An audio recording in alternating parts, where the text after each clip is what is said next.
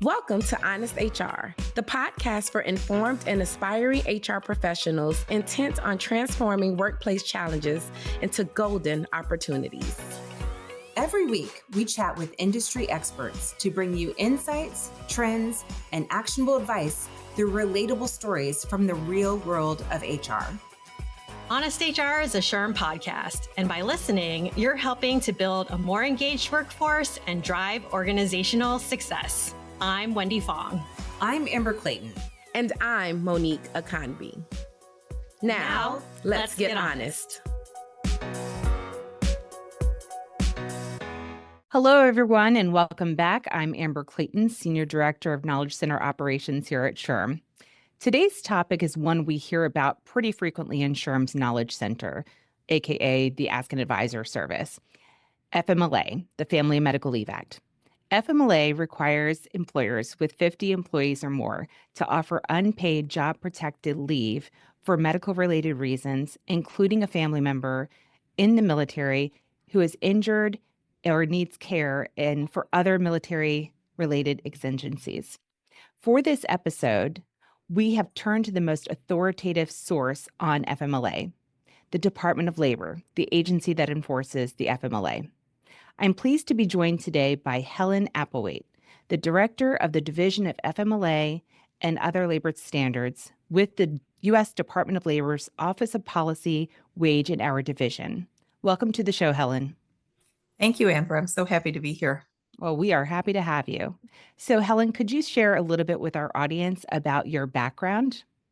Sure, Amber. I am a longtime wage and hour person. I started as an investigator. We are an enforcement agency, and I started as an investigator at a small two-person field station in Beckley, West Virginia, way back in 1994. I've worked at all different levels within the agency, but I've been with the Office of Policy in our Washington, D.C. office, working on specifically on FMLA policy issues for more than 25 years now, and really love the work that I do. Wonderful. Well, I tell you, you have your work cut out for you. We get about 50 to 60,000 inquiries a year. And like I said, most of them, we do have, FMLA is one of our top 3 inquiries that we get in the Knowledge Center. And so we'll just go ahead and we'll jump into the topic. And I'm going to ask you some of the questions that we get asked by our members. We're not going to be able to take all the questions or answer all the questions today, but some of the frequent ones that we get, we're going to touch on. And one of them is FMLA abuse. We get members who contact us because they believe that their employees are abusing their protected leave. And when I say abusing, things like they're taking more absences or time off than what is already listed on their medical certification. So the employers are asking, can we ask for a doctor's note each time someone comes in absent if it doesn't coincide with their certification? So how might you answer that? Sure, Amber, and that's a great question, and one that we get all the time as well. But there's actually probably several topics embedded in that question. And so let me just start with kind of the basics about medical certification. Employers can get medical certification. You can get the initial certification when an employee requests leave, and you can get recertifications of that initial certification. But there are very specific requirements under the regulations and under the statute of what you can do in regard to those certification requirements. So when you're looking at a recertification for a serious health condition, there are some instances where you can request the recertification. There's a general principle that you can request the recertification no more often than every 30 days. But frankly, when you're looking at these ongoing lifetime type conditions that require leave maybe throughout several years or for the whole lifetime, in those instances, you can get recertification basically no more often than every 6 months and only in connection with an absence.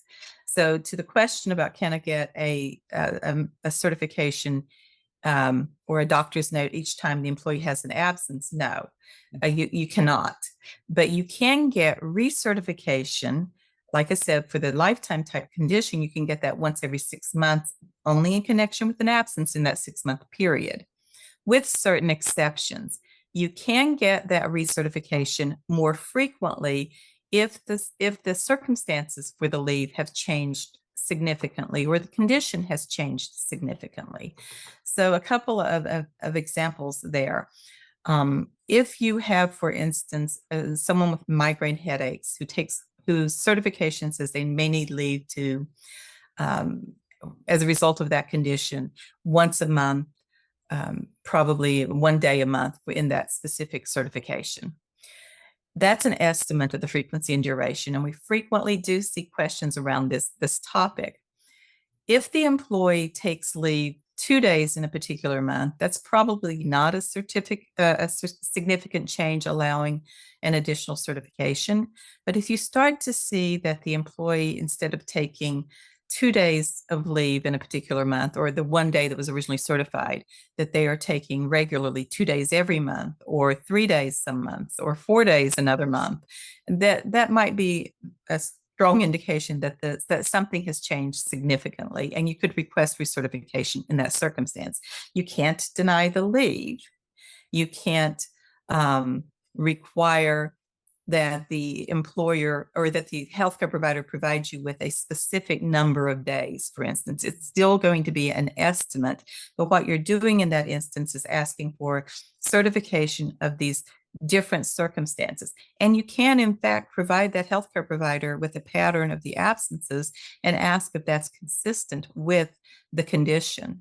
So there are some tools that you can use within that certification process to determine if it is, in fact, valid FMLA leave, but you can't just automatically request a doctor's note, and you can't just deny the leave based on the fact that it exceeded the frequency and duration as estimated on that original certification. Yeah, I appreciate you providing that clarification, because what we hear is, what's considered significant change.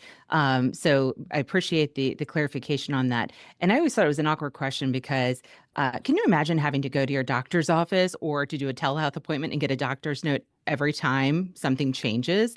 That just seems like overly burdensome, and maybe that's the intent of employers. They want to make it overly burdensome so the person won't do that. But I always found that of interest, the fact that somebody would want to have doctor's notes each and every time there was something different. And definitely I'm sorry, Amber. But there was just a couple of really important things that came to mind with that, because one of the things you want to be really careful about as you're making these decisions, you want to be objective, and you want to make sure that you're staying really well within those guidelines and what is allowed and what is required, and that you're documenting what you're doing as a result of that.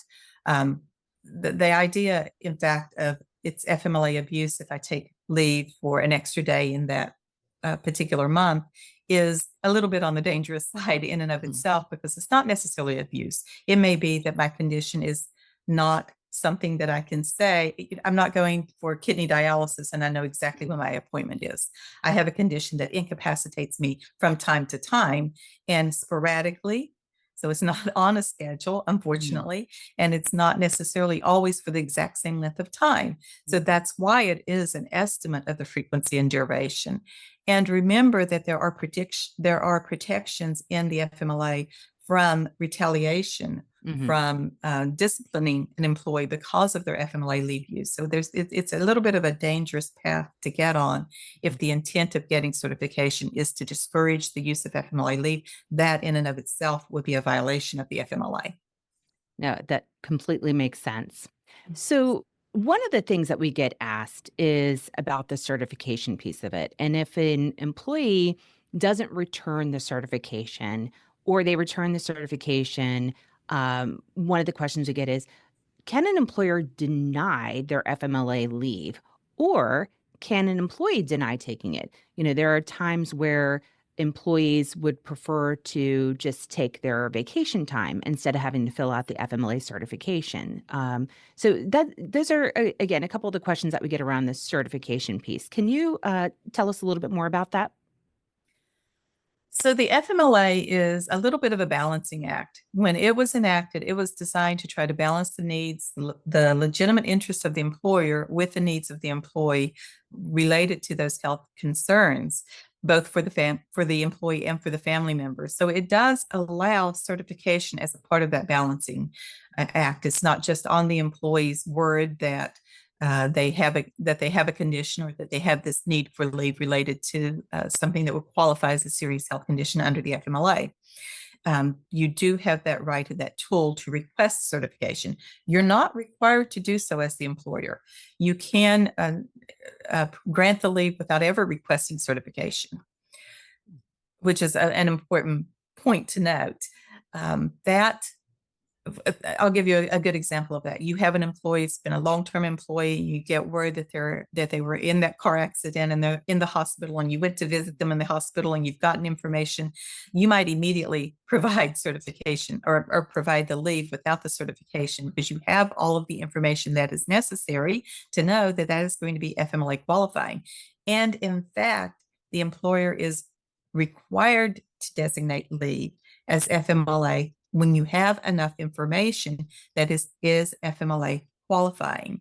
And that can be through the certification, but sometimes it can be when you have other information that the employee's pregnant and has a child and calls you with the great news that they just gave birth, and it's wonderful, beautiful baby boy, and that's FMLA qualifying. You don't necessarily have to have certification for that. And in fact, we can talk about that later with regard to birth and bonding, but you do have enough information to know, and you are required to designate the leave as FMLA qualifying and counted against the entitlement, and provide all of the protections that FMLA leave provides, which includes the job restoration, continuation of group health insurance benefits that were provided, those have to be ongoing, and being required to restore the employee to the same or virtually same position that they had when they get back from that leave. So some really important protections there.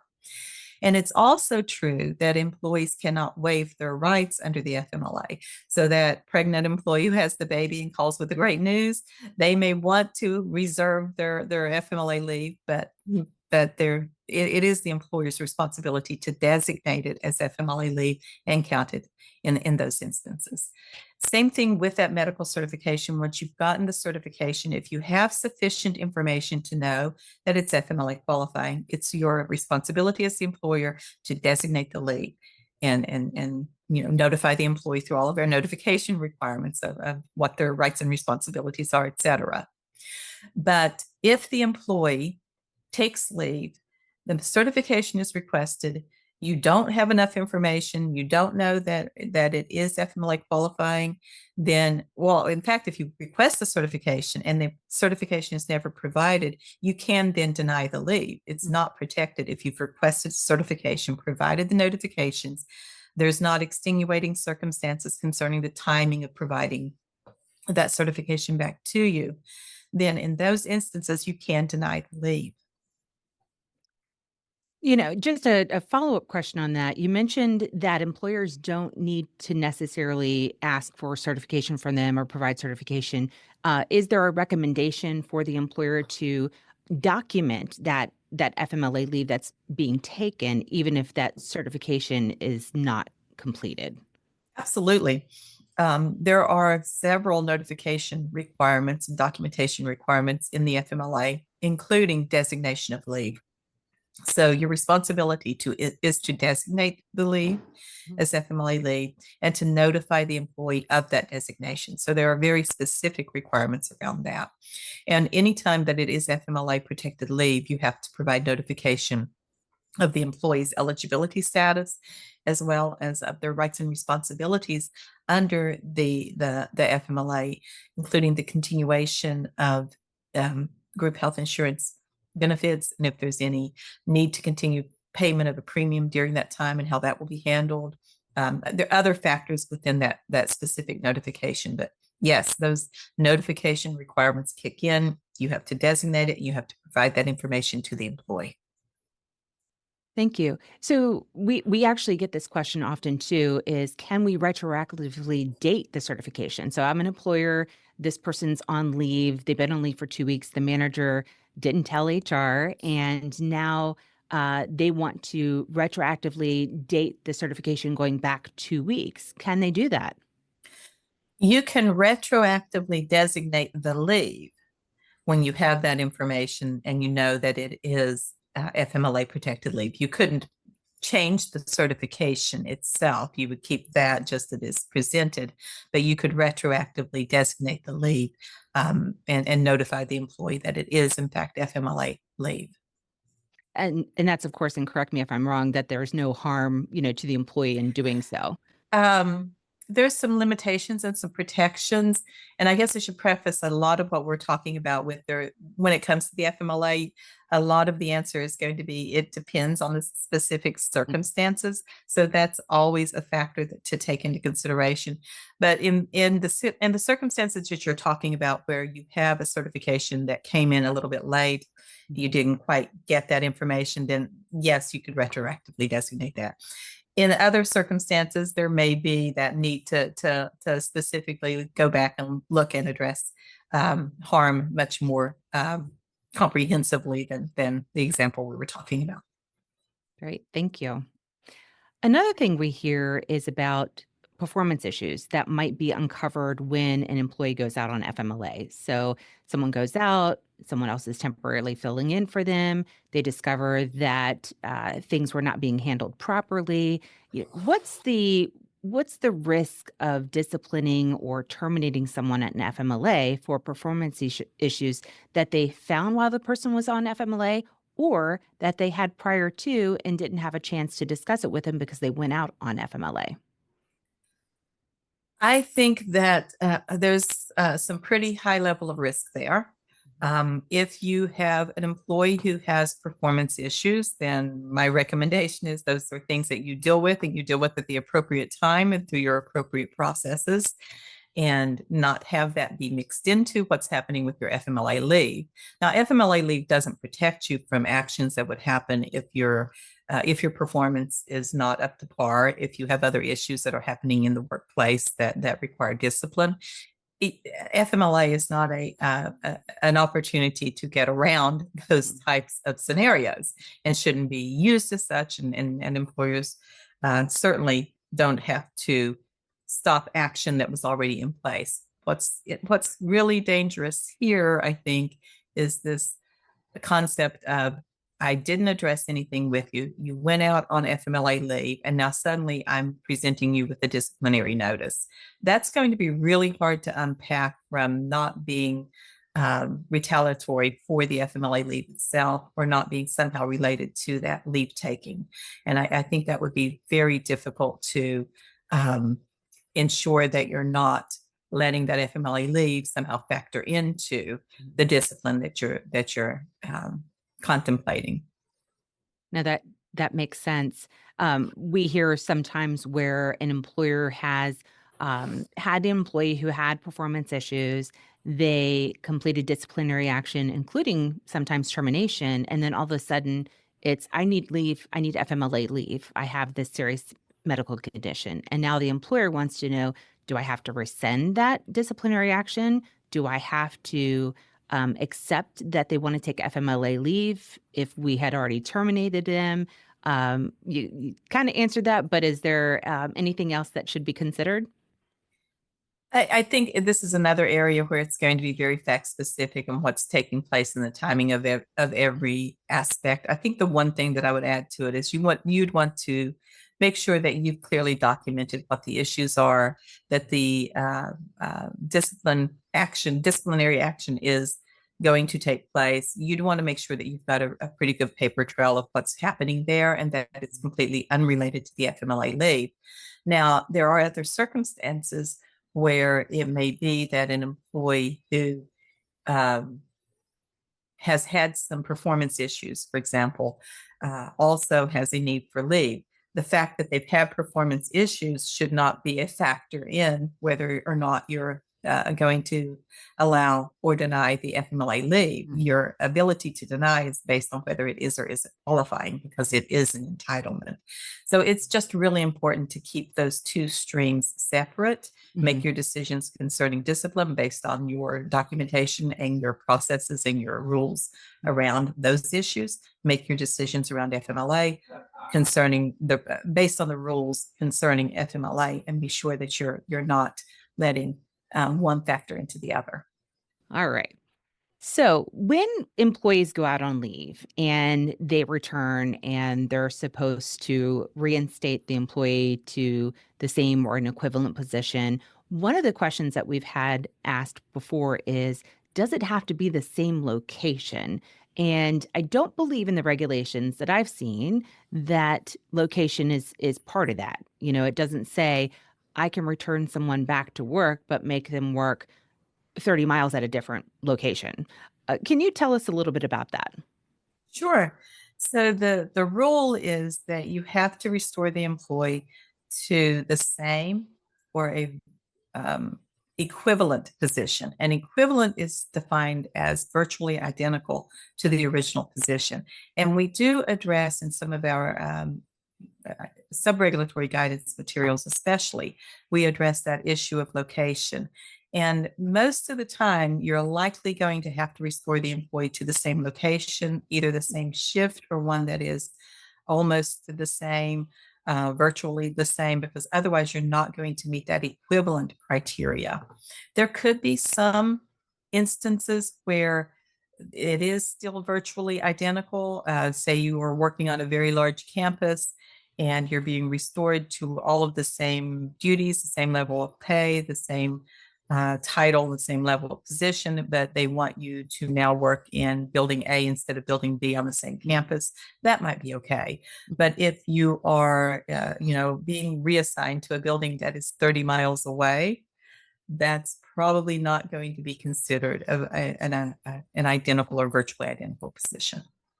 That makes sense. Of course, the longer drive, longer commute, more gas, it does cause some harm to the employee. And, that makes sense that an employer wouldn't be able to do that. So previously you said something about certification and baby bonding. So I'm going to circle back on that and ask, what type of certification, if any, can an employer ask if they're taking leave for baby bonding, or for adoption? We've had members who have asked this for the fathers of the children. They want to take that baby bonding leave. What can an employer ask for? That's a great question too.